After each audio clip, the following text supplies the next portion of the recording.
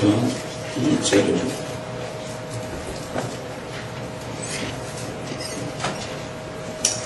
우리 함께 읽습니다. 시작. 나의 힘이 되신 여호와여, 내가 주를 사랑하나이다. 아멘. 자, 느헤미야가 보면 느헤미야 8장 10절입니다. 느헤미야 8장 10절.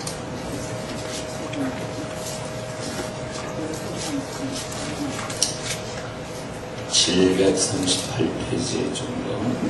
느헤미야 8장 10절. 다같이 시작. 느헤미야가 또 그들에게 이르기를 너희는 가서 살찐 것을 먹고 담은 것을 마시되 준비하지 못한 자에게는 나누어 주라. 이날은 우리 주의 성일이니 근심하지 말라. 여호와로 인하여 기뻐하는 것이 너희의 힘이니라 하고.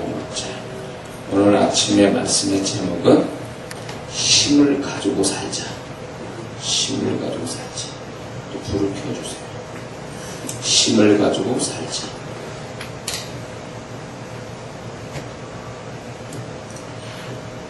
제가 얼마 전에 전남 신안에 있는 아페도라는 섬에 보경교회라는 교회에 집회를 가게 됐습니다. 근데 그 전에도 그 교회를 제가 금요 철야 집회 한 번을 간 적이 있는데 그때는 잘 몰랐어요. 근데 이제 요번에 두 번째 갈 때는 거의 집회를 2박 3일로 이제 집회를 하게 됐습니다.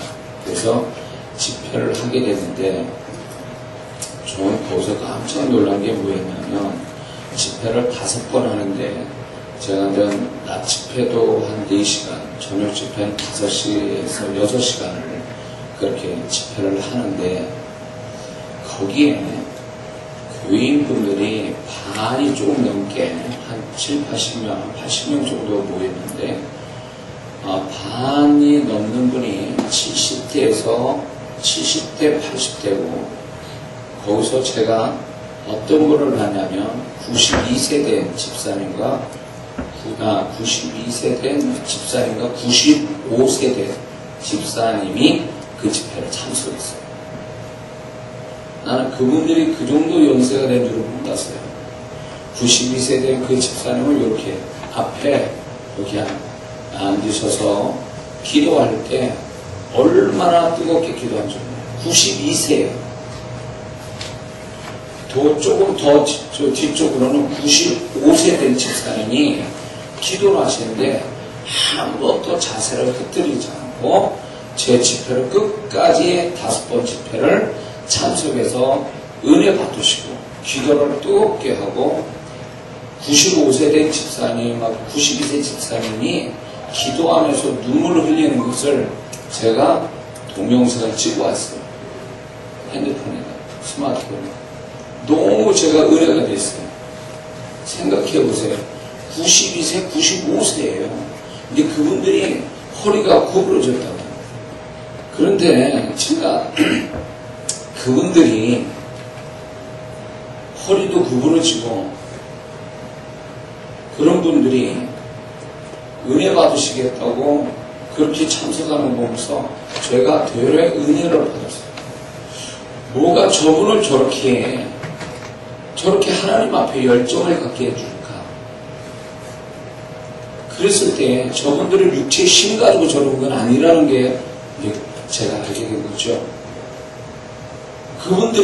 저는 그분들이 육체의 힘은 없을지라도 마음의 힘과 영혼의 힘은 어느 젊은 사람보다 크다는 걸 발견하게 된 거예요.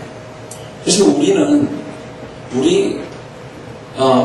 우리 자체, 존재 자체에 3가지 힘이 있습니다. 3가지 힘 가지고 사는데 육체의 힘, 마음의 힘, 영의 힘.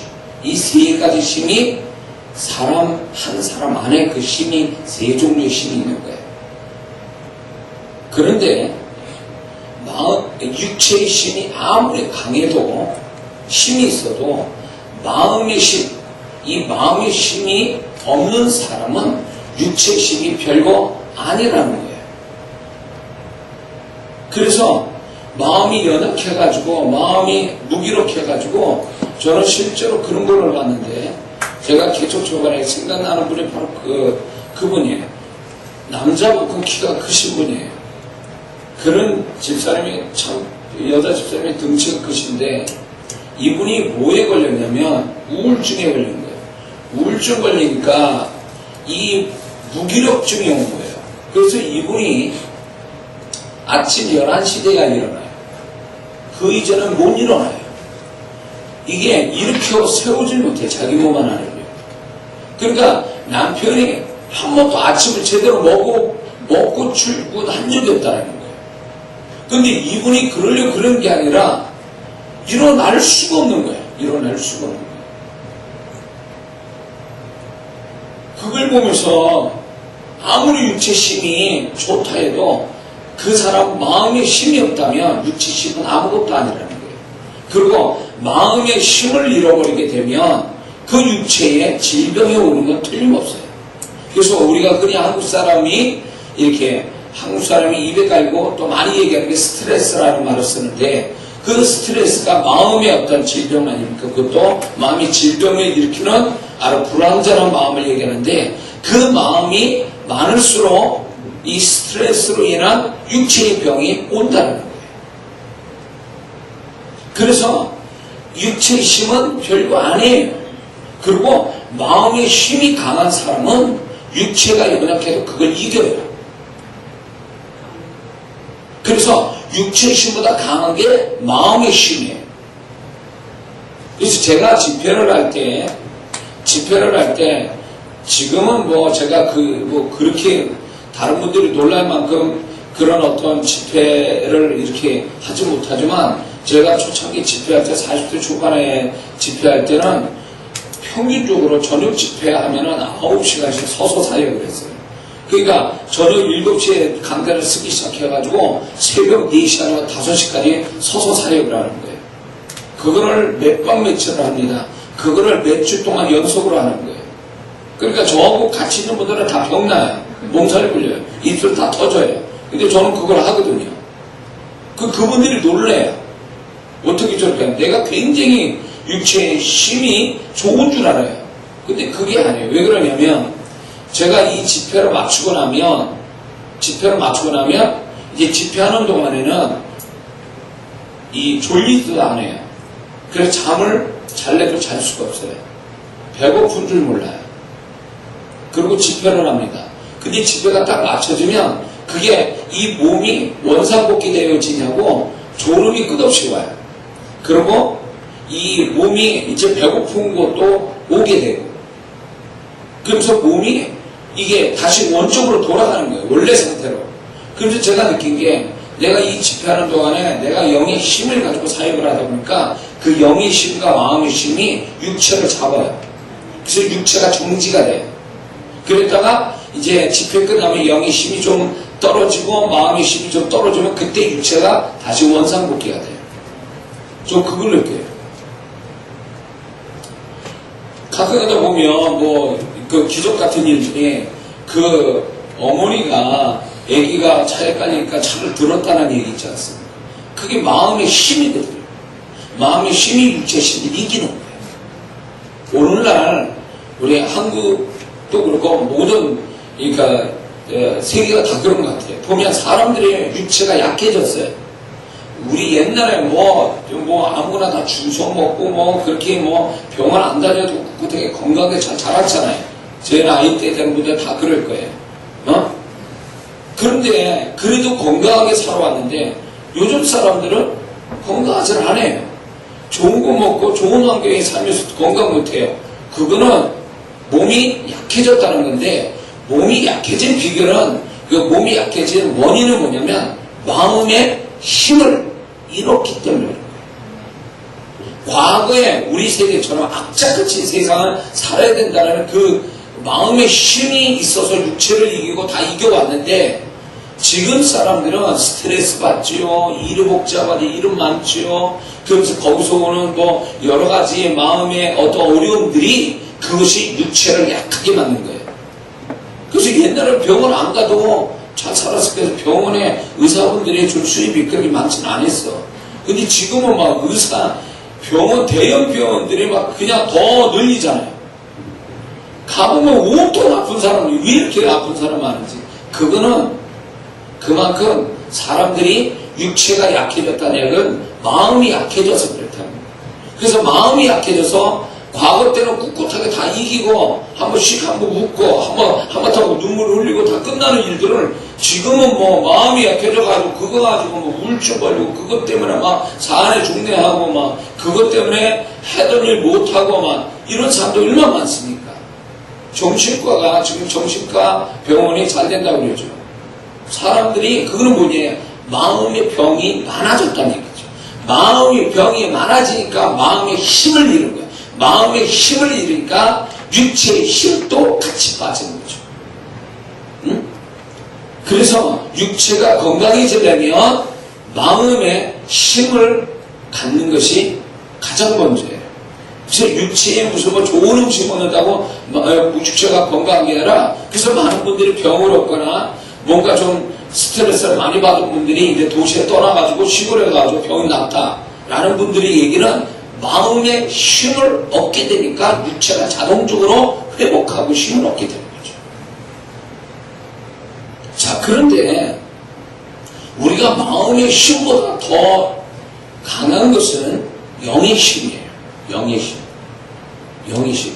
우리는 혼만 있는 게 아니라 영도 있어요. 내 죽어서도 없어지지 않고 하나님 앞에 내 실체가 되는 영혼이 불멸, 죽지 않은 나라는 존재에 영이 있는데 그 영이 죽어서도 하나님 앞에 가는 거죠. 실제 내 모습이니까. 근데 그 영이 힘을 얻어야 된다. 영의 힘. 영의 힘이 이 육체의 힘과 마음 힘보다 더 강한 거예요. 그래서 영의 힘이 강한 사람이 마음의 힘도 있고 육체의 힘도 가지고 사는 거예요. 92세, 95세 그 할머니 집사님들은 바로 영의 힘이 강한 거예요. 근데 그분들에게서 놀라운 걸 발견했는데 뭐냐면 그 연세에 눈물이 나오겠느냐 얘기예요. 주님이 생각하면서 눈물이 나오겠냐는 거예요. 세상 사는 것도 90 정도 넘어가면 그분들이 그 전라도에서 사셨으면 온갖 고생 다 하고 사셨을 텐데 산전 수전 다 겪고 사신 분이 이제 초월해서 이제 그냥 그러거니 하고 마음이 그럴 분들인데 어떻게 눈물을 흘리며 기도하냐는 거예요. 눈물을 흘리면서 세상 일 가지고도 눈물이 안 나올 판인데 주님 생각하면서 눈물이 나오느냐 이거예요. 나는 그거 보면서 너무너무 놀랐어요. 감정이 그 정도 90세 정도 되면 세상 일에도 초월해서 감정이 없는 사람처럼 거만 살아있으나 죽은 사람 같은 모습을 가져야 정상인데 그분들은 말씀을 듣고 그거 듣고 울고 기도를 하는 거예요. 내가 너무너무 충격받았어. 저 감성, 하나님 앞에 저렇게 감성이 살아서 하나님 생각하며 말씀 듣고 회개하며 눈물을 흘릴 수 있다라는 이 영의 힘을 가진 집사님들이에요. 그렇잖아요. 영의 힘을 잃어버리니까 그리스도인들이 영의 힘을 잃어버리니까 뭐가 오냐면 1시간 예배도 못 드려요. 기도 30분 이상 못해요. 응? 그리고 뭔가 말씀을 별래도 이 성경 한 장이 넘어가기 어려워요. 딴 생각하는 게. 무슨 얘기예요? 영의 그리스도인이 마땅히 영의 힘을 받아야 되는데 주님 만나서 영의 힘을 받아야 할 사람들이 영의 힘을 잃고 신앙생활하니까 지겨운 거예요. 예배 한번 드리기가 그렇게 힘든 거예요. 재미가 없는 거예요. 재미가 진짜 없어서 없는 게 아니라 영의 힘을 잃어버리니까 재미가 없게 느껴지는 것 뿐이에요. 응?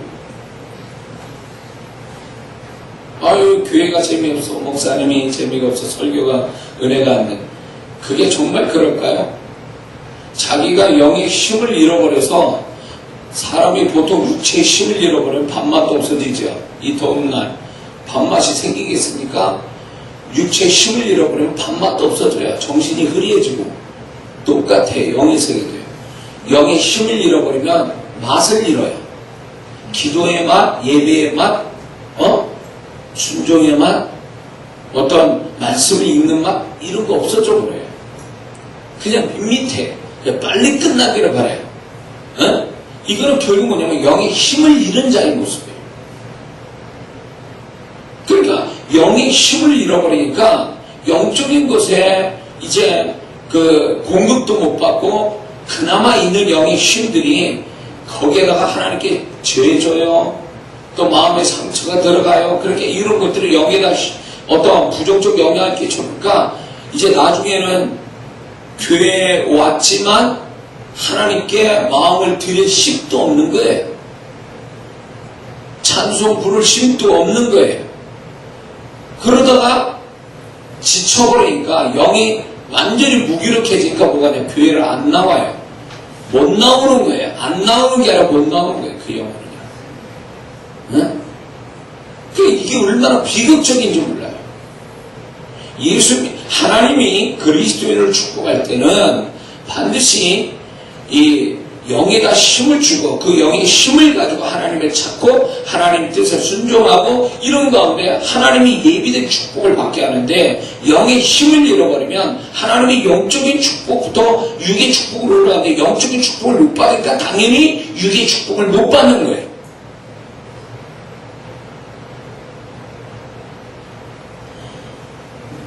마음의 힘을 잃어버렸다라는 증거가 뭐냐면 마음의 염려와 근심과 걱정 이런 부정적 감정이 들어오고 생각이 들어오면 그 사람 마음의 힘을 잃어버려요. 그거는 뭐냐? 현실을 못 이기는 부정적 마음. 이거는 마음에 내가 힘을 잃었다는 증거예요. 또 그 마음의 힘을 잃어버리면 자연히 그 사람은 삶의 어떤 살아가는 자기에게 주어진 삶을 힘있게 끌고 가는 게 아니라 끌려가는 사람이 된다는 거예요. 그러면 그 사람은 절대로 축복 못 받습니다. 세상을 성공하고 축복받는 사람은 힘 있는 자지 힘을 잃어서 끌려가는 사람한테 축복이 나올 수는 없는 거예요. 그래서 내가 내가 그런 마음의 힘을 잃은 사람들이 어떻게 하냐면 내가 좀 더 편한 곳 내가 좀 더 편한 곳 내가 좀 더 기분 좋은 곳 그런 사람 그런 환경을 어딘가 있을 거다 하고 거기를 쫓아가는 거예요. 힘들다. 지금 있는 사람도 일도 힘들다. 이렇게 해가지고 그걸 해결책이 뭐냐면 이제 더 좋은 환경이나 사람을 찾으러 가는 거죠. 그런다고 답이 나올 것 같습니까? 아니요. 절대 그렇지 않아요. 중요한 문제는 환경이 사람이 나를 힘들게 아니라 본인 자체가 마음의 힘을 잃어버린 게 원인이라는 걸 몰라요. 응? 그게 원인이라는 거예요. 그래서 환경이나 사람, 하나님이 그리지 않았습니까? 감당치 못할 시험을 허락지 않는다. 내가 다 마음의 힘이든 육체의 힘이든 영혼의 힘이든 어떤 힘을 가져서 모든 걸 감당케 하셨는데 감당을 못한다는 얘기는 하나님 말씀이 거짓말이 아닌 걸 믿는다면 감당치 못하는 것은 내가 감당 못할 힘을 잃어버렸기 때문에 그런 거예요. 내가 힘을 잃어버린 나를 탓해야지 그렇게 나를 힘들게 해서 내가 좀 피해가고 싶고 도망가고 싶은 그런 환경과 사람이 그게 문제는 아니라는 거예요. 하나님이 우리에게 어떤 고난을 주신다 할지라도 다 감당할 만큼만 주신 거예요. 영혼의 힘을 통해서 그거를 극복하고 마음의 힘을 통해서 감당할 수 있는 힘을 주셨는데 내가 감당 못한다는 얘기는 그게 넘쳐서가 아니라 감당할 힘을 잃어버렸기 때문에. 그러면 어떻게 하면 되냐? 좋은 어떤 환경이나 사람을 찾아가는 게 아니라 그거를 이길 수 있는 힘을 내가 먼저 갖는 게 우선이라는 거예요. 그래야 하나님도 마음에 힘이 있는 자에게 돕는 어떤 하나님의 손길이 오지 편하게 피해서 뭔가 해보려고 하는 사람한테는 하나님이 답이 없어요. 그런 사람한테 돕는 손길은 안 와요. 하나님은 절대로 뒤로 가거나 피해가는 자한테 은혜는 없어요. 뚫고 가는 자에게만 함께 하시는 거예요. 뚫고 가는 자. 응? 우리는 편하게 내가 그냥 좋은 사람 만나고 또 편한 환경으로 갔으면 그게 어떻게 보면 인간의 본능일 수 있어요. 그러나 그건 영적인 그리스도인이 취해야 할 생각은 아니에요. 그렇게 해서 답이 나온 것도 아니고 하나님은 그런 걸 원하는 것도 아니에요. 분명히 이런 게 있어요. 내가 실패한 곳에서 하나님은 성공을 주시기 원하세요. 안 되는 데서 되게 하신 하나님의 은혜를 주시기 원하시는 거예요.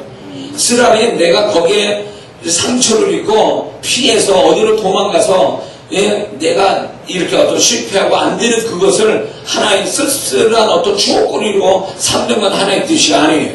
왜냐? 그리스도인의 삶은 승리하며 이기며 결국은 잘 되는 걸 보고 떠나게 하는 것이 하나님의 뜻이라는 거예요.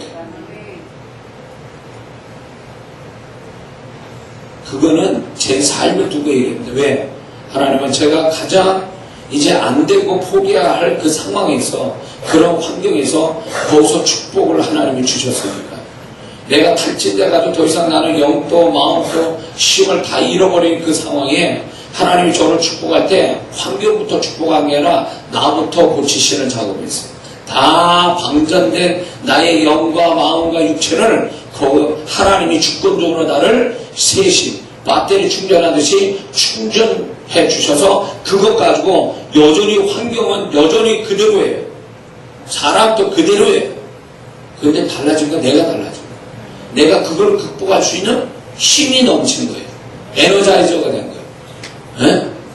그래가지고 그것을 그전에는 못 이겨갖고 이제 그만 모든 걸 이제 손 털고 이제 여기서 포기하고 싶고 아니면 편한 대로 어디 피해가고 싶은 마음이 항상 있었어요. 그걸 달라고 그랬어요. 그게 정답인 것처럼 하나님 나한테 피난처 주세요. 난 여기는 전쟁터에서 이제 살아남을 수 없고 난 죽을 것 같습니다. 죽이시든가 나를 피해가게 하든가 그렇게 기도했는데 이것도 아니고 저것도 아니었어요. 뭐냐? 내가 너한테 새 힘을 줄게. 이길 수 있는 힘을 줄게. 그게 돈 되는 것도 아니에요. 당장 뭐가 좋아진 것도 아니에요. 근데 그 힘이 정말 모든 상황을 바꿀 수 있는 능력이 되게 하시다라는 거죠.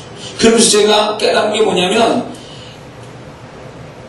내가 환경이 어찌해서 홀라가 뒤집혀가지고 나한테 좋게 오기를 바라고 무기력하게 기다리고 있는 사람의 입장이 있었는데 하나님은 그런 게 아니다. 환경이 너 어쩌다가 운 좋아서 좋은 환경에 와서 너를 어떻게 만들어주는 게 아니라 네가 그 환경을 뒤집어야 될 책임은 너한테 있고 넌 뒤집을 수 있는 힘을 내가 너한테 주겠다는 거야. 그러니까 네가 모든 것의 시작이고 네가 모든 것을 할 수 있다는 것을 주님이 저한테 가르쳐준 거예요. 나는 사람이 와서 나를 건져줬으면 좋겠어. 뻗어져 있는 나를 건져줬으면 좋겠고 내가 안 되는 어떤 불모지 같은 광야 같은 내 삶을 좀 더 누가 와서 막 홀라당 바꿔가지고 그냥 오아시스 같이 만들어주길 기다렸던 사람이에요. 몸뚱이는 움직이는데 마음은 벌써 다 이제 탈진이 돼가지고 그런 생각이 있었어요. 근데 그게 그런 생각을 하나님이 동의하지 않았더라고요. 그리고 내가 너에게 힘을 주겠다는 것이. 그러면서 목사인데도 하루에 30분 기도도 못하는 거예요. 어쩌면 그때는 새벽 기도였는데 새벽 기도도 들기 싫더라고요. 들을 힘이 없어요. 그래서 일반적으로 새벽 기도 안 합니다. 이렇게 선포도 하고. 하여튼 나름대로 이제 더 이상 숨 쉬는 것조차도 힘들 정도로 하루에 눈을 딱 뜨면은 오늘 어떻게 살아야 되나. 그리고 이 숨 쉬는 자체가 버거워요. 녹음같이 느껴지는 그런 때가 있었어요. 그러니까 그때 돌이켜보면 그게 심한 우울증이었고 굉장히 무기력증이에요. 그래가지고 제 아내도 같이 저하고 똑같은 마음과 영혼의 병이 걸려가지고 아침 11시에 일어나요. 아침에 11시에 일어나고 아무것도 하는 거 없는데도 저녁 때 되면 지쳐요. 눈이 충혈되고 자야 돼, 빨리. 이게 이해되십니까? 이 지경까지 가본 사람이 있습니까? 목사님 내가 그 지경이 되어보니까 이걸 어디다 뭐 교인들한테 하소연할 수 있어요. 내가 그러다 정신과를 갈 수가 있어요. 그냥 나는 이게 뭘 의미하는지 모르는 거야. 왜 내가 이렇게 내가 왜 이런 사람이 됐지? 어느 날 내가 그렇게 방전된 거예요. 거룩한 일을 하면서도 방전됐어. 그러니 그때 생각에 세상에서 치열하게 사는 성도분들은 얼마나 힘들까 이런 생각이 든 거예요. 나는 교회에서 기도하고 성경 보는 것도 힘들어서 방전이 됐는데 세상에 치열하게 돈 벌기 위해서 사는 저 성도분들은 얼마나 피곤하고 힘들까를 생각한 거예요. 그거 생각하면 또 미안해서 내가 또 난 힘든데 이런 얘기도 못하겠고 목사가 돼가지고 이게 겨우겨우 사는 거야. 겨우겨우. 그런데 하나님께서 나는 구세주가 나타나길 바랬던 거예요. 하나님 구세주를 보냈어요. 주님 같은 구세주를 좀 보내서 좀 나를 좀 어떻게 해주세요 그랬는데 주님은 구세주를 보낸 게 아니라 나의 마음을 일으켜 세우시고 탈진된 무기력한 나를 힘을 주셔서 일으키는데 그때 무슨 현상이 왔냐면 하나님이 마음의 소망을 갖게 되면 그게 힘을 갖게 만들거든요. 마음의 소망이 생긴다면 근데 마음부터 꽂힌 게 아니라 하나님은 내 영에다 힘을 넣어주는데 뭐하냐면 기도에 힘부터 주시더라고요. 그러니까 막 기도가 몇 시간씩 늘어나더니 나중에는요 금식하면 이거 거짓말이에요. 금식하면 12시간에서 16시간 하는 스트리트로 기도할 수 있는 거기까지 간 거예요. 상황은 아직 아무것도 없어요. 근데 영의 힘을 그렇게 받아버리니까 너무너무 놀란 거예요. 보는 시각이 달라진 거예요. 보는 느낌이 달라요. 옛날과 똑같은 상황에도 내가 느낌이 달라진 거예요. 만약에 여러분들 지금 이 집회 마치고 돌아가서 똑같은 상황인데 집회 전하고 집회 후가 좀 보는 시각이 달라진다면 분명 더 긍정적으로 보게 되고 더 자신감 있게 보게 되고 뭔가 좀 될 것 같은 그런 마음이 딱 든다면 그건 영의 힘, 마음의 힘을 이 집회 가운데 주님이 주신 거예요. 그게 정답이라는 거예요. 그렇게 힘 있는 자에게 이제 하나님이 함께 해주시고 또 그 힘 있는 자가 하나님의 역사를 보게 돼 있는 거예요. 믿습니까? 광야 1세대는 광야 생활을 했던 광야 1세대는 마음과 영의 힘을 잃은 자의 대표예요. 그들은 뭡니까? 광야에 나와서 하나님에 대해서 늘 원망하고 살았습니다. 그리고 그들은 애굽에서 이렇게 뭡니까? 상처받은 것들이 이렇게 나와서 감사가 아니라 매번 원망했다는 얘기는 그 환경을 못 이긴 부정적 마음이거든요. 뭐든지 환경을 이기지 못해서 오는 부정적 마음은 그 사람이 스스로 그걸 인정해야 됩니다. 마음의 힘을 내가 잃었구나. 이렇게 해서 그래야 돼.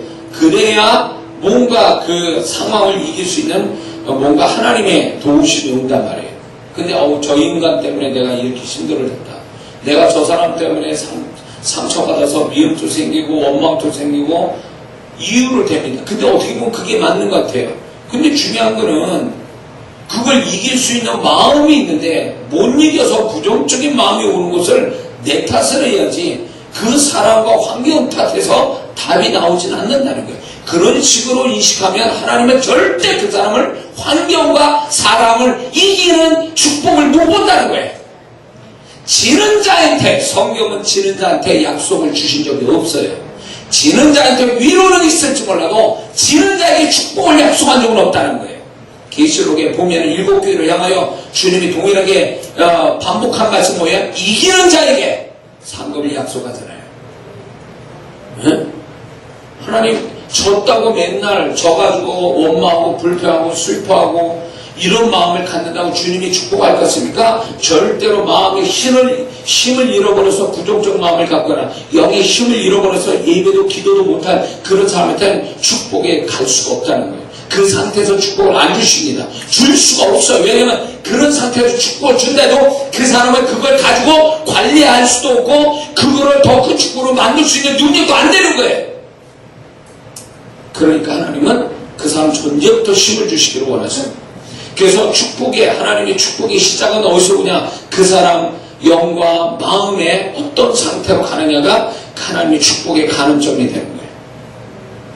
마음과 영이 힘을 받는다. 그러면 새로운 하나님의 축복이 시작됐다는 걸 알리는 거예요.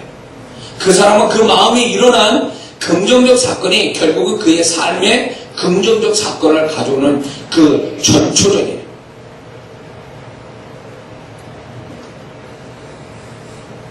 이 광야 1세대는요, 가나안 땅을 취하기 위해서는 뭐가 필요했냐면 영의 힘과 마음의 힘, 마음의 힘이, 마음의 파워가 필요했던 거예요.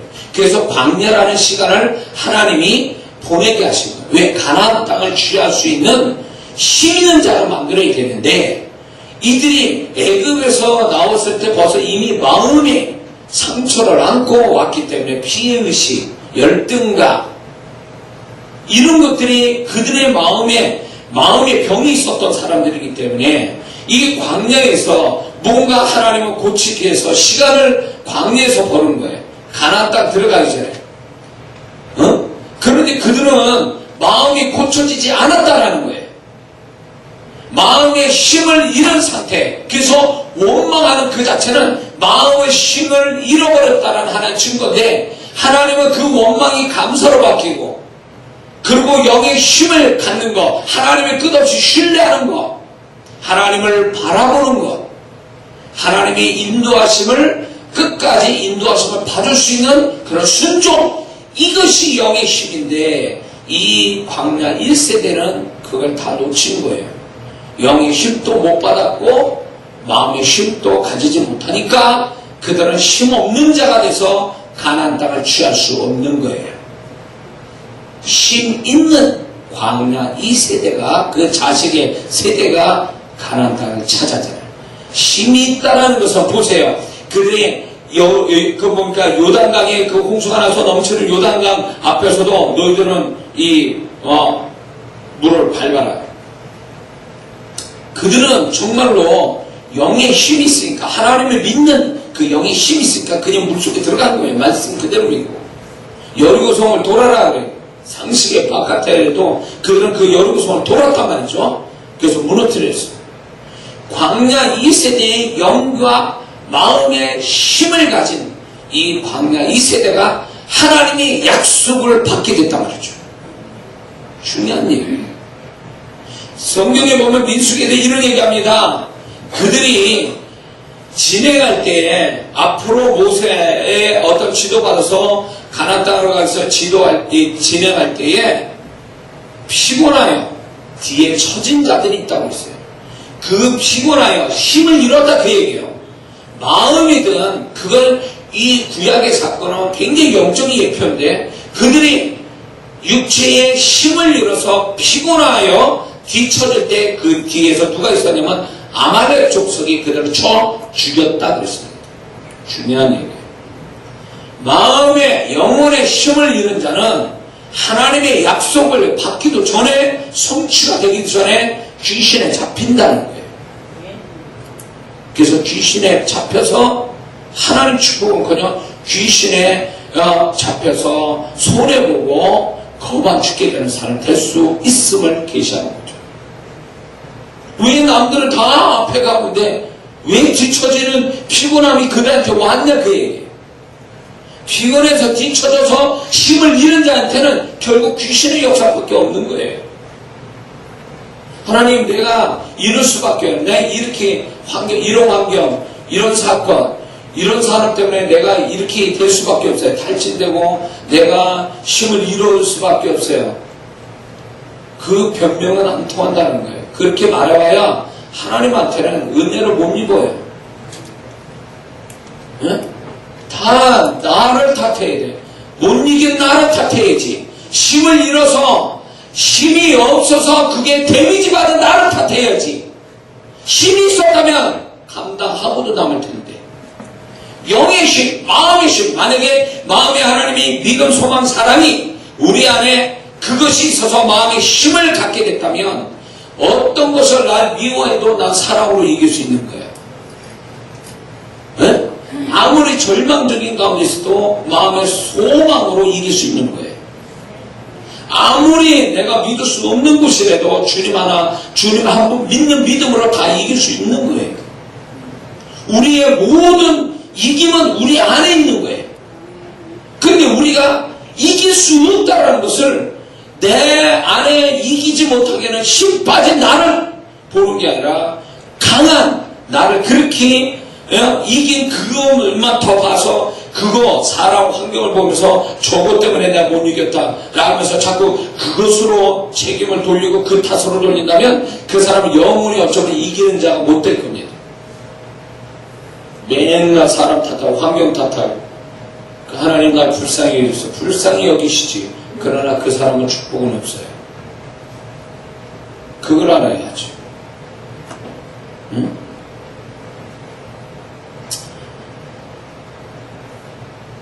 제가 제 경험으로 봐도 과거에 어떤 주님이 저를 만지시고 저를 이끌어갈 때도 하나님께서 보세요.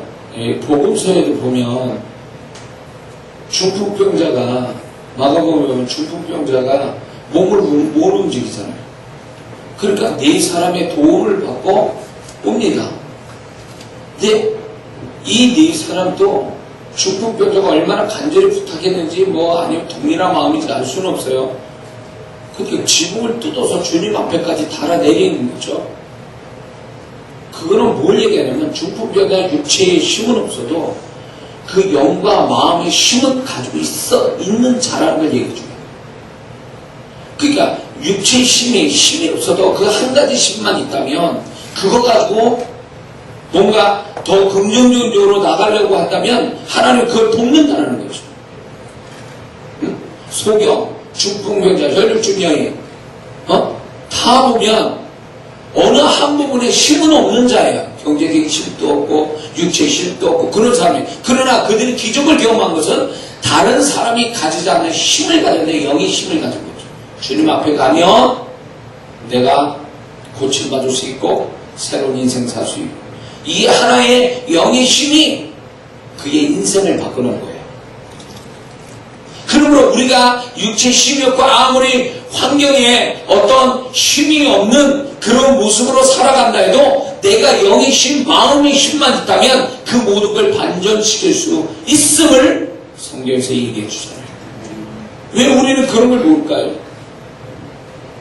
응? 내가 정말 힘 있는 자인가를 한번 다시 돌아봐야 돼요. 만약에 내가 환경에 대해서 부정적인 생각과 감정을 가지고 있다면 힘을 잃어버린 친구예요. 내가 뭔가 하나님 앞에 가까이 가는데 게으름 피고 피곤함을 느끼고 뭔가 자꾸 그 하나님 앞에 하는 모든 양을 줄여간다면 그 사람은 영의 힘을 잃은 거예요. 힘을 잃은 데서는 아무것도 기대할 수 없는 거예요.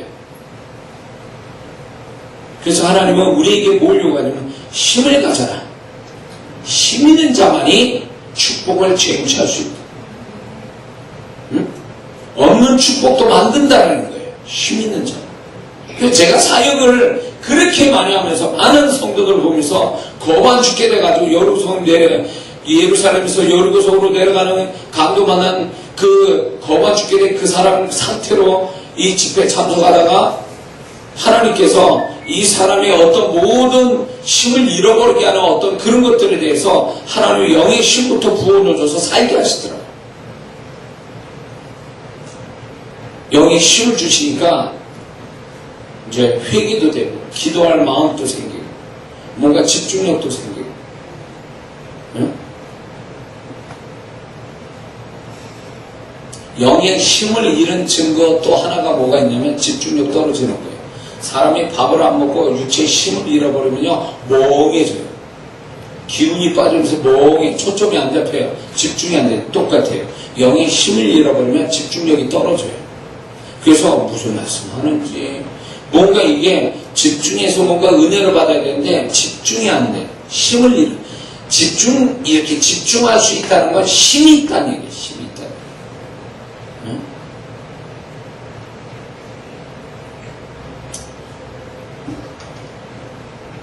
자, 그래서 하나님께서는 네가 힘을 잃지 마라. 그게 너의 능력이 되고 그게 축복의 근원이 된다. 이렇게 말씀하는 거예요.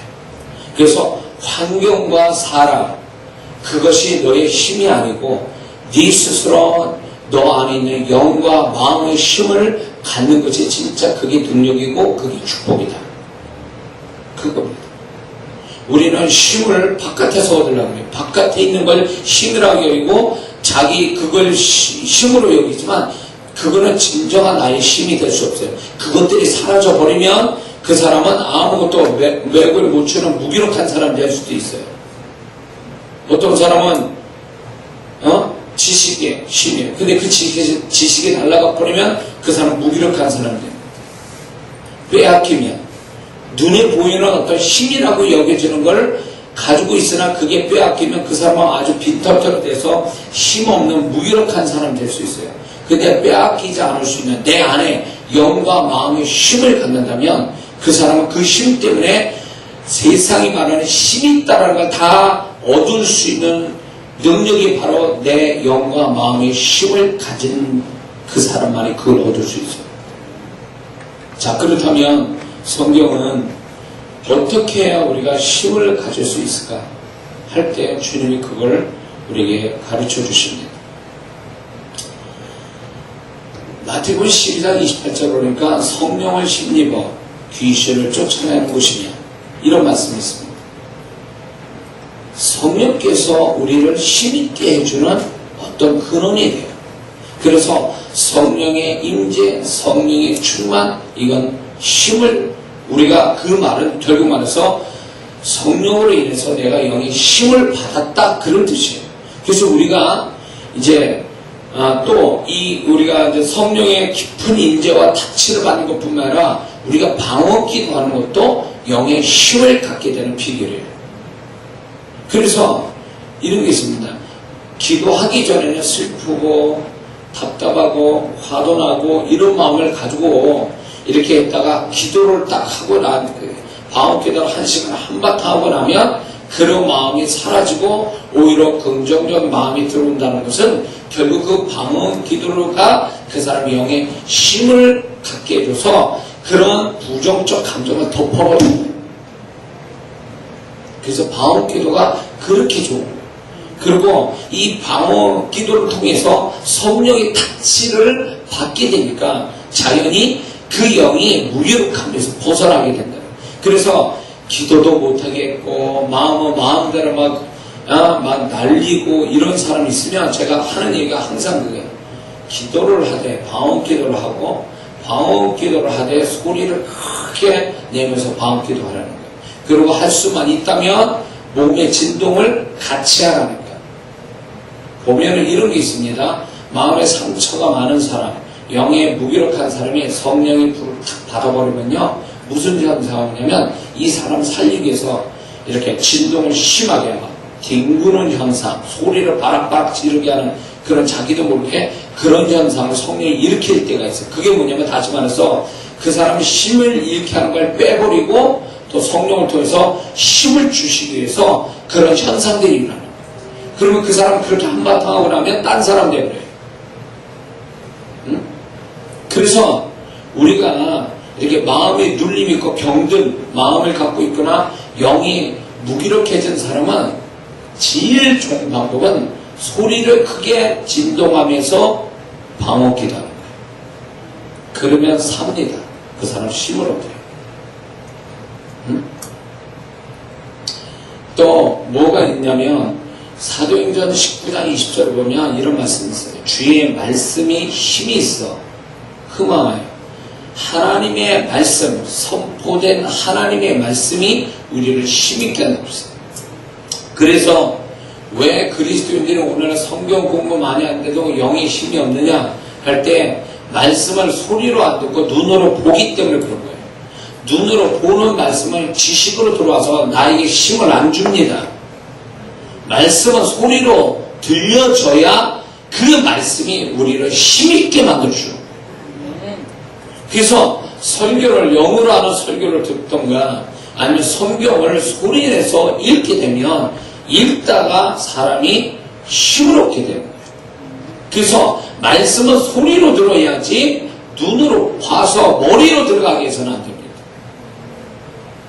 자, 여기에 사도행전에 그들이 말씀을 통해서 힘을 얻어서 교회가 흥황했다는 것은 문자적인 말씀을 성경 공부해서 그렇게 됐다는 얘기가 아니에요. 사도들이 선포된 주님이 성령이 전하고자 하는 말씀을 사도들, 성령 충만한 사도들이 말할 때 그게 그들을 힘있게 했다는 거예요. 그래서 핍박도 두려워하지 않고 전도를 담대히 할 수 있는 그것은 결국 그 영의 힘을 받은 건데 그 힘이 말씀으로부터 왔다는 거예요. 선포된 말씀을 들을 때 그들의 영의 힘을 받았다 그 얘기를 합니다. 뿐만 아니라 욥기서 17장 9절을 보니까 손이 깨끗한 자는 점점 힘을 얻느니라 이랬습니다. 손이 깨끗하다는 얘기는 정결함을 얘기하는 거예요. 그러므로 정결에 갈수록 거룩해져 갈수록 그 사람은 힘을 얻는다는 겁니다. 그러면 그 말씀을 거꾸로 뒤집어 보면 죄를 져서 회개치 않고 사는 사람일수록 영과 마음이 힘을 잃는다 그런 뜻도 되겠죠. 그래서 이런 게 있습니다. 거룩함, 정결함으로 가고 거룩함으로 점점 가는 사람은 본인이 그렇게 안 해도 그 거룩함 자체가 그 사람을 힘있게 만들어요. 모든 걸 이길 수 있는 힘을 갖게 만든다는 거예요. 그래서 이런 게 있습니다. 은사는 없는데 이 사람이 기도해주면 기도한 대로 역사가 일어나요. 성자들 얘기죠. 근데 그 성자들의 은사를 구해서 그렇게 된 줄 아십니까? 아니에요. 그들의 능력은 뭐냐면 거룩함이에요. 정결함이에요. 그래서 정결한 자는 힘을 더욱 얻어간다 그랬습니다. 그래서 우리가 어쩌면 힘을 잃는 것은 힘을 잃어버리게 하는 것, 영과 마음의 힘을 잃어버리는 건 자꾸 세상 때가 우리 안에 들어오고 우리가 하나님께 명백한 회개할 거로 회개하지 않는 그것이 결국 우리를 무기력한 자로 만들어버리는 거예요. 그래서 교회 안에 보면 신앙생활하는 사람, 나는 좀 몸이 약해서 기도 많이 못합니다. 거짓말이에요. 절대 그렇지 않습니다. 건강하면 기도 잘할 것 같습니까? 절대 그렇지 않아요. 또. 중요한 거는 이를 보면은 영적으로 좀 무기력함을 보이는 사람들 중에 다 그런 거 아닌데 그 사람들은 하나님께 회개할 부분을 안 하고 사는 사람들이 있어요. 그래서 영적으로 무기력함이 오는 거예요. 숨기거나 아니면 그거를 고백하지 않고 정결함을 안 믿기 때문에 그 사람의 죄가 그를 무기력하게 만들어요. 분명해요.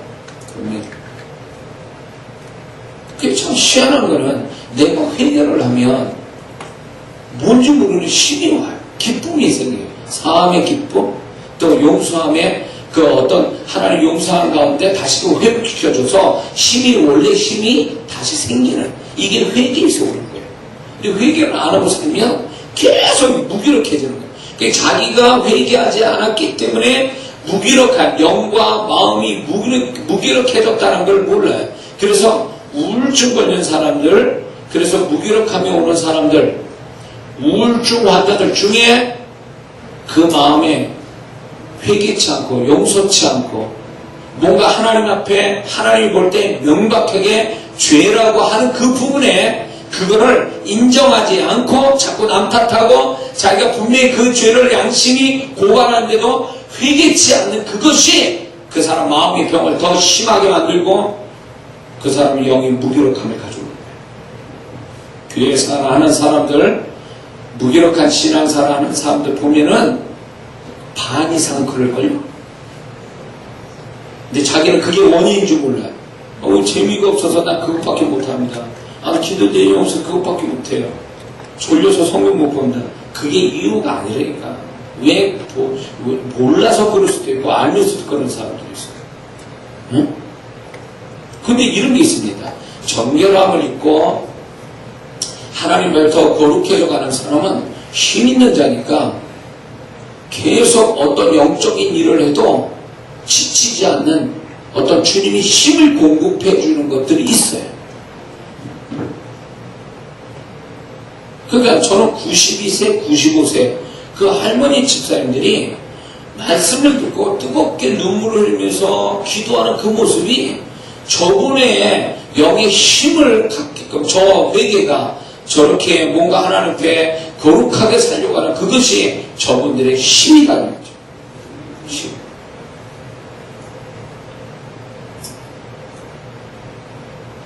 그 집회에 어떤 사람이 있었냐면요. 집회 저 끄트머리 뒤에 앉은 어떤 남자 집사님이에요. 그분이 흥분돼서 기도를 해주려고 나오라고 딱 이랬어요. 그리고 기도를 딱 해주니까 담배 냄새가 엄청난 거야. 오면서 아주 표를 내. 그냥 또 기도는 받으려고 헌금을 해주려고. 근데 담배 냄새 너무 많아서 속으로.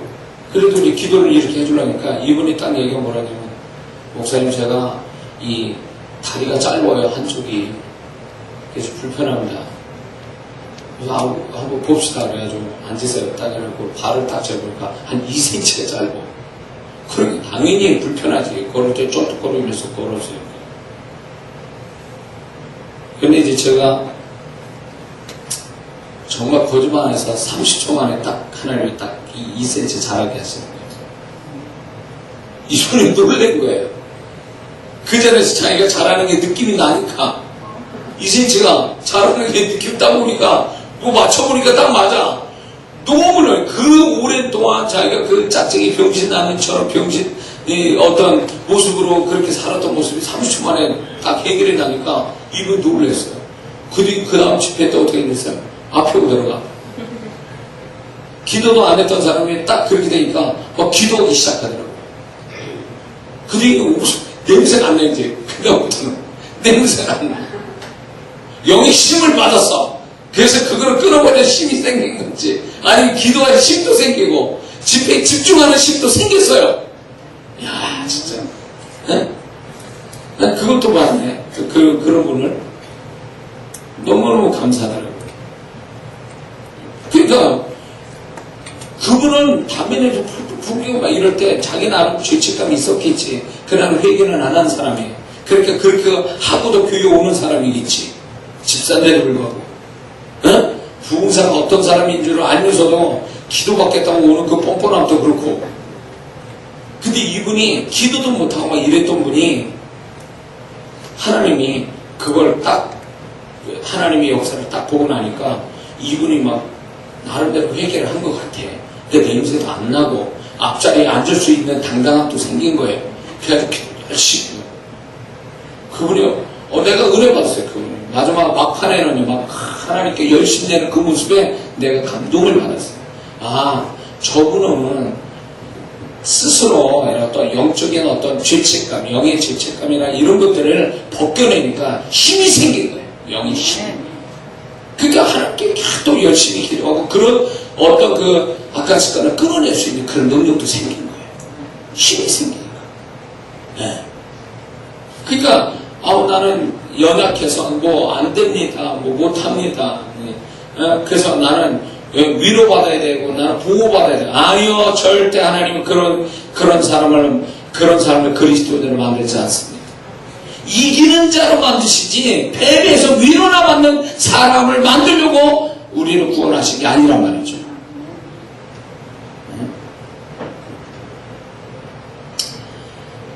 그 다음에 뭡니까?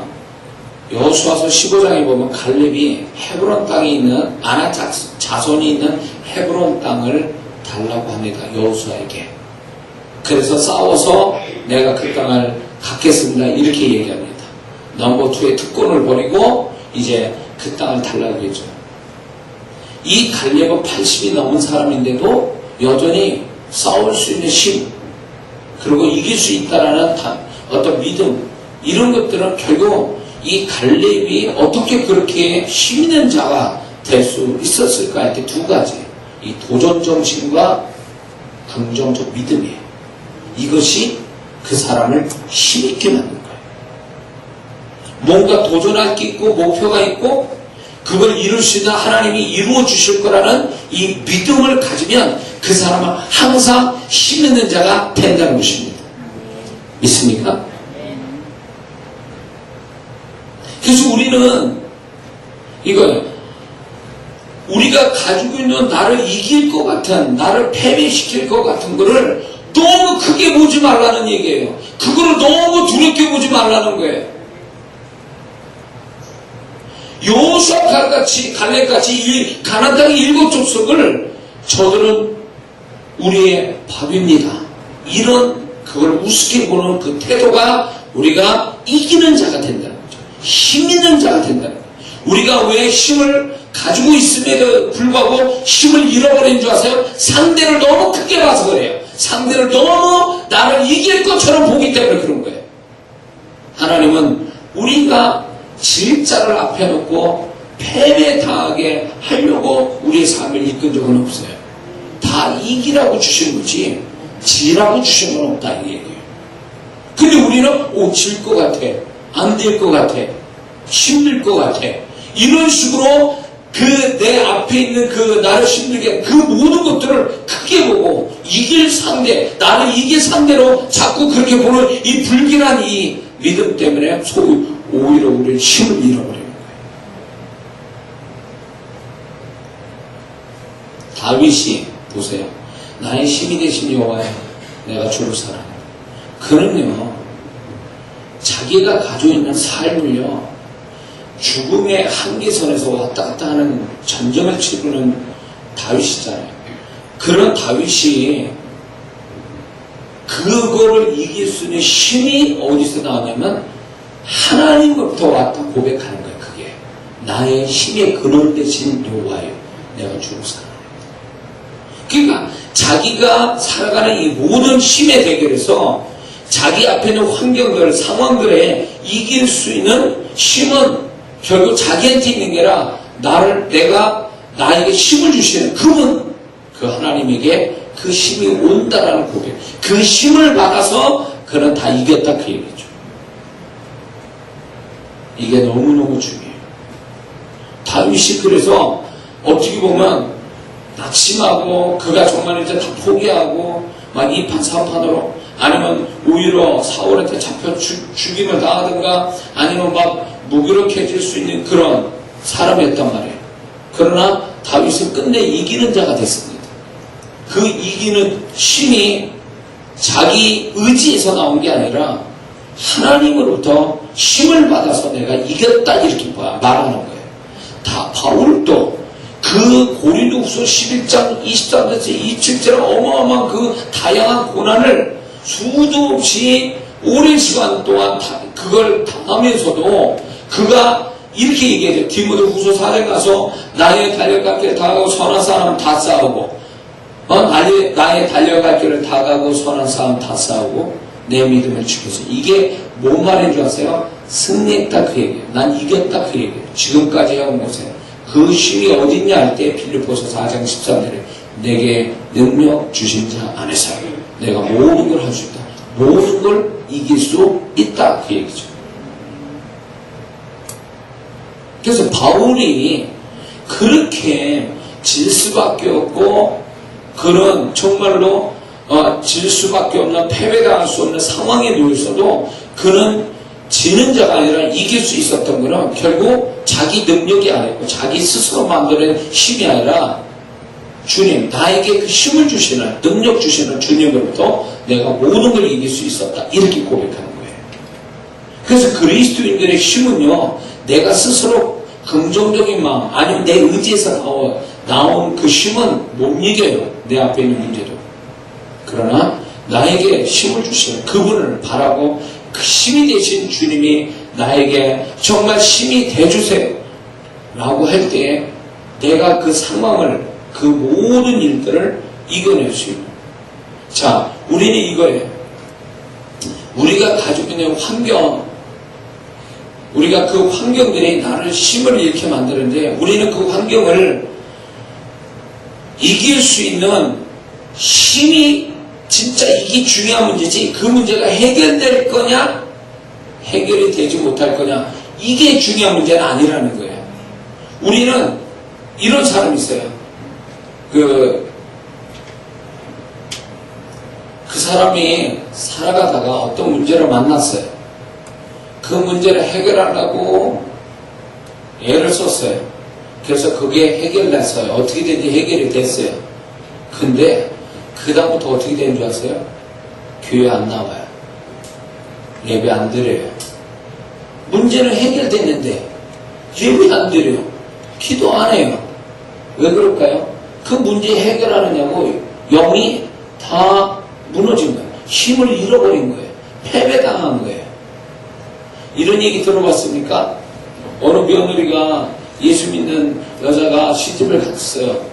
근데 남편부터 시집이 다 예수 안 믿어. 그러나 예수를 믿으니까 교회를 나가고 싶은데 교회 못 나가게 하니까 몰래 새벽 기도를 가는데 새벽 기도 가면서 남편 신발을 붙들고 우리 남편이 이제 교회 오게 해주세요. 지금 신발을 들고 오지만 다음에는 남편이 오게 해주세요. 하면서 눈물로 새벽 기도를 드리면서 그렇게 했던 그 신앙의 열심이 결국 그 핍박을 다 이기고 남편이 예수 믿고 시부모가 이제 시어머니가 예수를 믿게 된 거예요. 근데 그 다음부터 며느리가 교회를 안 나와. 이런 일이 있다라는 거죠. 아니 기껏 자기가 전도를 눈물을 흘리면서 기도해서 남편하고 시어머니를 교회를 하게 한 다음에 교회에서 시험 들어가지고 교회에 안 나오는 거 며느리가 총대 남편하고 시어머니가 교회에 나오는데 왜 그럴까요? 문제는 해결됐는데 힘 있는 영혼이 된 상태에서 이겨야 되는데 이긴다고 그 문제를 해결한다고 그러다 영이 망쳐진 거예요. 완전히 패배당한 거예요. 영이 힘을 다 잃어버린 거예요. 그러니까 정말 힘을 가지고 신앙생활에 대한 정말 좋은 기회가 왔는데 그때는 못하는 거예요. 왜? 영이 힘을 잃어버린 거죠. 그래서 뭐가 더 중요한 거냐 이거예요? 문제 해결보다 더 중요한 건 내가 영의 마음의 힘을 가지고 이기는 자의 태도를 갖는 그것이 더 중요한 문제예요. 내가 문제 해결하는 것보다 더 중요한 문제예요. 문제 해결하자고 그러다가 자기 영혼 망쳐요. 힘을 잃어버려요. 사단한테 패배당해. 그건 아무것도 아니에요. 그거는 그렇게 되면 응? 아무것도 아니라 잘못된 거예요. 분명히 잘못되어 있는 거예요. 내가 문제를 해결 안 놔도 내가 이 문제를 능히 이길 수 있는 어떤 영과 마음의 힘을 가지고 있다면 그건 언젠가는 그 문제를 이기게 돼 있어요. 그 사람이 그런 자세를 가지고 있습니다. 근데 어처구니 없이 문제를 해결하는데 그 영과 마음의 힘을 잃어버려가지고 그 다음부터 휘청되는 거죠. 문제를 해결해서 좀 편해졌는데 그 편한 환경을 못 이기는 거예요. 편한 환경도 그게 끌려다니는 거예요. 그거 아주 힘들어요. 또 그 편한 환경에. 이거는 벌써 뭔가 잘못된 거죠. 예수 믿는 사람은 하나님은 절대로 편한 환경으로 우리에게 그 편안한 환경이 축복이다. 또 편안한 환경이 하나님이 우리에게 주신 최선이다. 아니 그렇지 않아요. 오히려 우리는 더 문제가 많은 어떤 상황 속에 하나님이 놓이게 하셔서 그 문제 속에서 힘 있는 자가 돼서 이겨가서 하나님께 영광 돌리는 그런 사람 하나님이 그런 모습 보기를 원하신 줄 믿습니다. 맨날 져가지고 영대 힘도 없고 기도할 힘도 없고 마음의 힘도 잃어버려가지고 맨날 울고 우울해하고 그리고 원망하고 불평하고 슬퍼하고 이 사람은 답 안 나와요. 이 사람은 절대로 축복 못 받습니다. 왜? 이기는 자에게만 축복 주시지 지는 자한테 축복 주신 적은 없기 때문에 그래요. 그리고 오늘 이 말씀 읽은 데서 느헤미야 8장 10절에 뭡니까? 여호와를 기뻐하는 것이 너희의 힘이니라 이렇습니다. 그래서 이런 게 있습니다.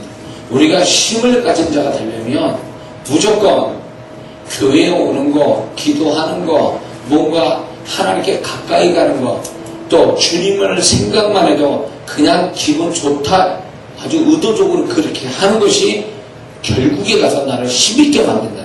아멘. 근데 이런 사람들 지겹다. 또 오늘 예배 드려야 되는구나. 또 기도해야 되는구나. 그건 하나님 앞에 가까이 가는 영적인 행위인데 그걸 지루하게 힘들게 여겨진 사람은 그래 놓고도 그 영적인 작업을 해놓고도 여기 힘을 못 받아요. 근데 하나님 그래 여호와로 인하여 기뻐하는 것이다. 여호와로 인하여 내가 하나님께 가까이 가고 예배에 하나님을 만나려고 하는 이 모든 것에 의도적으로 기뻐하라는 거예요. 의도적으로. 어떻게든지 기뻐하라는 거예요. 그냥 내가 마음이 슬프고 힘들어도 나 기도하고 나 너무 좋아 기도하고 의도적으로라도 그렇게 하라는 거예요. 그러면 그게 너에게 힘을 줄 거다 이렇게 말씀하는 거예요. 근데 교회 오는 사람들 보면 제가 목사인데 제발 여러분들 그러지 마세요. 이거 어젯밤에 어디 한바탕 어디서 싸고 왔는지 아니면 안 좋은 거를 밤새도록 뭘 보고 왔다가 교회 온 건지 도대체 감을 못 잡는다. 표정이 막 완전 이거는 사람 얼굴이 아닌 사람이죠. 부담스러워 보는 얼굴이 막 뭐야 목사하고 싸우려고 오는 사람들 같지만 야 진짜 아니 교회 오는 게 즐거운 표정 보이는 거 안 보여줘도 좋아요. 그럼 얼굴을 왜 그렇게 굳어져 가지고 오느냐고 교회를 아는 사람 꼭 장례식장 오면 그렇잖아요. 장례식장 가면 얼굴 굳어지잖아요. 벌써 즐겁게 얘기해가 장례식장 딱 들어가면 얼굴 굳어지잖아. 그런 식으로 와요 교회를. 왜? 그래 나는 그 표정 보면 내가 편치 않아 마음이. 그리고 그 표정으로 예배를 드리면 저 사람은 뭐 예배 드리자는 거예요. 아니면 나를 막 은혜를 떨어뜨리려고 작정하고 앉아있는 사람이 도대체 뭐야 도대체. 네? 이제 미국 갔다 좀 살다가 온 분이나 이렇게 미국에서 예배 드리는 분들은 좀 아실 거예요. 제가 이제 미국에서 집회 가고 이제 한인교회 또 현지인 교회들 가서 이제 집회 인도하고 이렇게 되면요. 그 사람들 주일날은요, 옷을 가장 좋은 걸 입고, 하나 즐거우고 같이도 하는데 괜히 즐거운 척 해. 근데 그게 성경적이에요. 그래서 와가지고, 오버해. 굉장히 행복한, 뭐 좋은 일 만난 것처럼 와가지고, 뭐 떠들고, 얘기하고, 우리는 경건하게 앉아서 기도부터 하잖아요. 그럼 기도가 아니야. 와서 뭐 시끄럽게 떠들어봐, 여기서. 난 그런 교회 가서 그런가? 와서 뭐 서로 떠들고 난리야. 막 이야기하고 껴안고 얘기하고 막. 그 예배가 딱 예배 드려요. 너무 즐겁게 예배 드려요. 너무 즐겁게 예배 드려요. 예배 이제 중간에 뭐 침례 시간 뭐 이렇게 하면 뭐 진짜 막 주님 오신 것처럼 그냥 너무 좋아하더래. 진짜 집에서 좋은 일이 있었나 이렇게 할 정도로. 헌금 시간 되면 난리가 나 막. 나 그런 교회만 갔어 그러지만 헌금 시간 되면 막 너무 기뻐서 난리야. 서서 찬송 부르고 막. 예? 근데 그게 너무 보기가 좋은 거야. 하나님 앞에서. 예? 어떻게 집안이 무슨 일인지 있었는지 모르지만 하나님 앞에 나오는데 아주 밝은 모습으로 하나님 앞에 재롱 던듯이 막 기쁜 모습으로 하나님 앞에 이렇게 예비드리는 모습이 너무 좋았어요. 근데 우리는 안 그렇잖아요. 경건하게 예배를 드려야 되니까 거기서 딱 즐겁게 얘기하다 교회만 들으면 얼굴 다 굳어져가지고 다 정자세로 또 이렇게 기도하고 있다가 예배시간 딱 되면 이제 경건하게 드려야 돼요. 경건하게. 근데 생각은 딴 데 가야지. 그다음부터는 예배 드리기 시작해요. 그래서 저는 그거예요. 주일 예배 드릴 때는 의도적으로 기쁜 척하고 와야 된다. 기쁜 것처럼. 기쁘지는 않지만 기쁜 척하고 와야 돼요. 예? 정말 오늘은 정말 기분 좋은 날이야. 예배도 드리고 막 정말 같이 예배 드리는 사람들하고 같이 즐겁게 이야기하고. 저는 그거예요. 되도록이면 교회 일은 하지 말자. 일은 하지 말자 그거예요. 그냥 즐겁게 대화하고 즐겁게 밥 먹고 즐겁게 뭔가 일을 하고 뭔가 즐겁게 하기 위해서 주의를 지키고 예배를 드려야 되는 게 저는 그게 맞다라고 보는 거예요. 응? 하나님이 그럴 때 나도 모르게 나도 마음이 울적하고 막 이럴 때 있어요. 그러나 의도적으로 막 기쁜 척, 또 목사니까 더 그러죠. 막 이렇게 나름대로 오버합니다. 근데 처음에 가짜였는데 예배 마치고 돌아갈 때 되면 진짜 기뻐요. 그게 힘이 생겨요. 그래서 교회 와서 폼 잡지 마세요. 무게 잡지 마세요.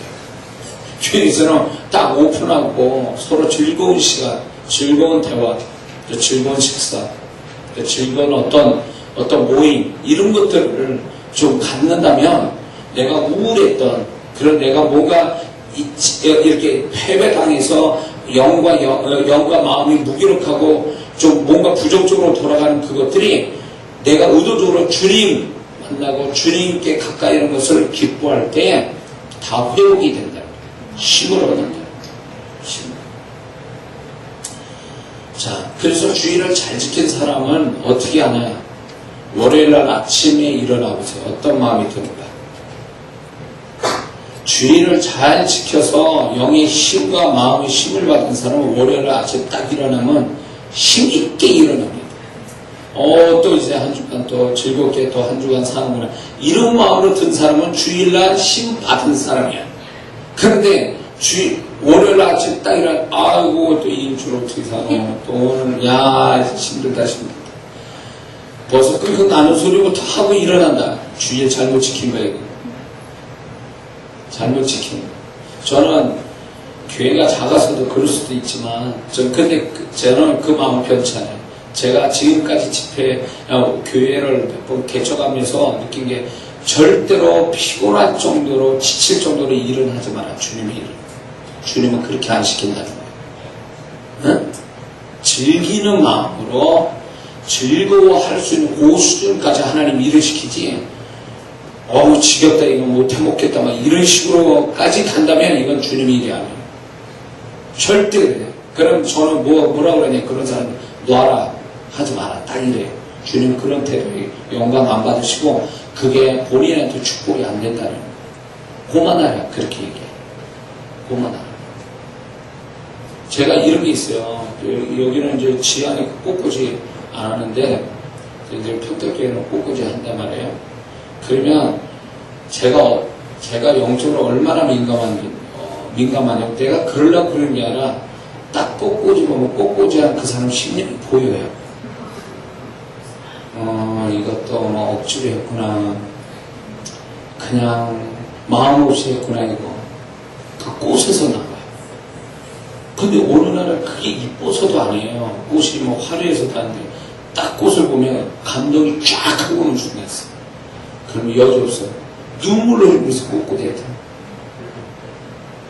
눈물을 흘리면서. 그러니까 하나님이 그게 그래요. 그러면서 꽃꽂이를 보면서 감동받아서 내가 딱 기쁨이 딱 와요. 그럼 여자없어. 그 꽃꽂이 하는 그 집사가 그렇게 하고 있는 거예요. 그 꽃꽂이를 통해서 힘을 받은 거예요. 하나님께 힘을 받은 거예요. 그러니까 보는 사람, 꽃꽂이를 보면서 나는 아는데 모르는 분들은 딱 꽃꽂이 보면서 은혜를 입고 힘을 받아요. 왜? 힘을 받은 사람이 그걸 하니까 당연히 그걸 보는 사람, 향기를 맡거나 보면 자기도 모르게 힘을 받는 거예요. 그런 거예요. 힘 빠진 사람과 같이 있잖아요. 그럼 나도 모르게 힘이 빠져. 그런 사람하고 사귀지 마세요. 왜? 그런 거 있잖아요. 나는 기분 좋고 뭘 해도 할 것 같고 뭘 해도 될 것 같은데 그 사람 만나고 한 시간 딱 만나고 집에 오면 세상 살고 싶지 않아요. 뭔지 모르게 난 자신 없어. 그 사람이 그 사람께 흘러온 거야. 힘 빠지게 한 게. 속지 마세요. 만약에 그 사람 만나는 가다 이 사람이 힘 빼게 하는 그런 게 있구나. 그러면 그 사람한테 힘을 줘야 돼. 그래 나도 살고 그 사람도 사는 거예요. 이 사람이 좀 이렇게 저렇게 힘들어. 그러면 괜찮아. 다 잘 될 거야. 이렇게 반전을 해. 이렇게 반대 말을 해줘야 돼요. 그래야 영의 힘을 받고 내가 힘 있는 거 내가 지킬 수 있단 말이에요. 근데 나도 모르게 그 사람하고 얘기를 한참 듣다 보면 위로해주고 맞장구 쳐주다가 집에 와보면 내가 우울해지는 거야. 그런 경우 있죠. 그게 도와주는 게 아니라니까요. 맞장구 쳐주는 거 안 주고 맞장구 쳐주는 게 좋은 게 아니에요. 반대 얘기해야 돼. 반대 얘기. 반대 얘기. 그래야 그 사람도 힘을 얻고 나도 힘을 얻어요. 그래서 제가 사역을 할 때 의도적으로 그렇게 할 때가 있어요. 아, 이 사람 너무 이제 성도분들이 안 좋은 이야기를 너무 많이 들으니까 내가 데미지 받더라고요. 내가 데미지를 받아. 근데 이거를 어떻게 할까? 그러다가 반대 말을 해줘야 되겠다. 반대로. 그래야 나도 살고 저 사람도 살고. 쉼 얻자고 집회하고 쉼 얻자고 날 만났는데 나도 쉼 잃고 저 사람도 쉼 잃고 그건 뭐예요? 아무것도 아니지. 자, 그래서 여러분들이 그 말씀, 저는 그렇게 주님이 가르쳐요. 여호와를 의도적으로 그냥 기뻐해라. 기뻐하는 척이라도 해라. 그러면 처음은 척이지만 나중에 진짜 기뻐한다. 그러면 그 기뻐하는 것이 나에게 힘을 준다. 힘. 그래서 주일 잘 지키고 힘있게 아주 기쁨 속에 있으면 월요일부터 한 주간 또 힘있게 살 수 있는, 이기며 사는 그런 사람 될 수 있는 줄 믿습니다. 그래서 힘을 가진, 영과 마음의 힘을 가진, 그래서 이기는 자 돼서 이기는 자에게 주신 주님의 축복을 경험하길 주의 이름으로 축원합니다. 기도하겠습니다.